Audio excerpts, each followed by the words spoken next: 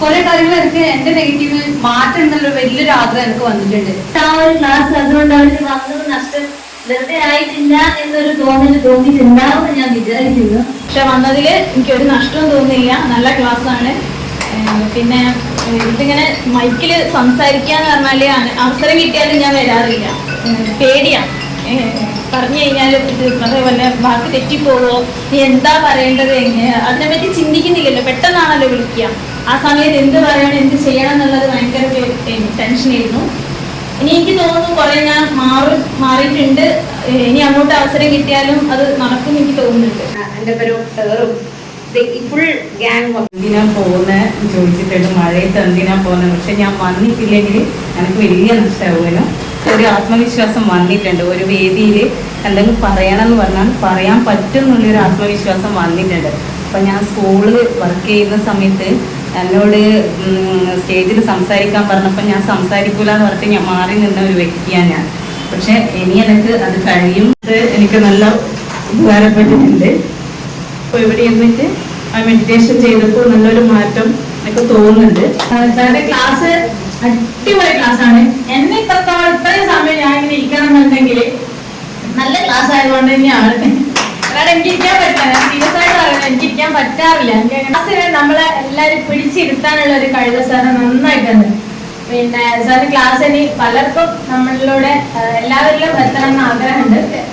എന്താ പറയാ, ഇനി എനിക്കൊരാളോട് കുറച്ചെങ്കിലും സംസാരിക്കാൻ വലിയ പേടിയൊന്നും ഉണ്ടാവില്ല. ഇവിടെ ഇരുന്നപ്പോൾ വരുന്ന സമയത്ത് ഒരുപാട് ബുദ്ധിമുട്ടിട്ടാണ് വന്നത്. നല്ല മഴയായിരുന്നു. ഞാൻ സിന്ധു വിസിലിട്ട് വന്നപ്പോൾ തന്നെ കുഞ്ഞോള് കഴിഞ്ഞപ്പോൾ അത്രയും ശക്തമായ മഴയിലാണ് വരണ്ടേയിരുന്നു എന്ന് പറഞ്ഞു. പക്ഷെ ഇവിടെ ഇരുന്ന് ഈ ഒരു സമയം മുതൽ ഒട്ടും മുഷിപ്പില്ലാണ്ടാണ് ഞാൻ ക്ലാസ് അറ്റൻഡ് ചെയ്തത്. പിന്നെ പറഞ്ഞ പോലെ കുറേ ആളെ കാണുമ്പോൾ സംസാരിക്കാനും സത്യത്തിലൊരു ഉള്ളിലൊരു പറയണ്ട് ഇപ്പോഴും ഉണ്ട്. എന്നാലും ഈ ക്ലാസ്സും നഷ്ടമായിട്ടില്ല വന്നതിൽ.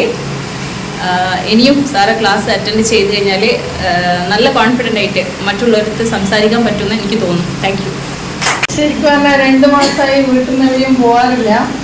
എൻ്റെ മൂത്തമ്മ മരണപ്പെട്ടിട്ടുണ്ടായത്. അമ്മ പറഞ്ഞു ഇനി പോകണ്ടാന്ന്. പക്ഷേ 40 കഴിഞ്ഞിട്ട് എല്ലാവരെയും പോയാൽ മതി എന്നാ പറഞ്ഞത്. പക്ഷെ ഞാൻ പറഞ്ഞില്ല, എനിക്ക് പോകണം. അന്ന് പിന്നെ സാറ് ഓൺലൈൻ ക്ലാസ് വെച്ചപ്പോൾ ഞാൻ കയറിയിരുന്നു. അപ്പം അത് കേട്ടിട്ടും എനിക്ക് എന്തായാലും വരണം തോന്നിയിട്ട് ഞാൻ വന്നത്. പിന്നെ അത് ഒരിക്കലും നഷ്ടമായി തോന്നില്ല. കാരണം ഈ പറഞ്ഞതുപോലെ പൊതുവേദിയിൽ നിന്ന് സംസാരിക്കാൻ എനിക്കും ഭയങ്കര ബുദ്ധിമുട്ടാണ്. കാര്യങ്ങളെല്ലാം എനിക്കറിയായിരിക്കും.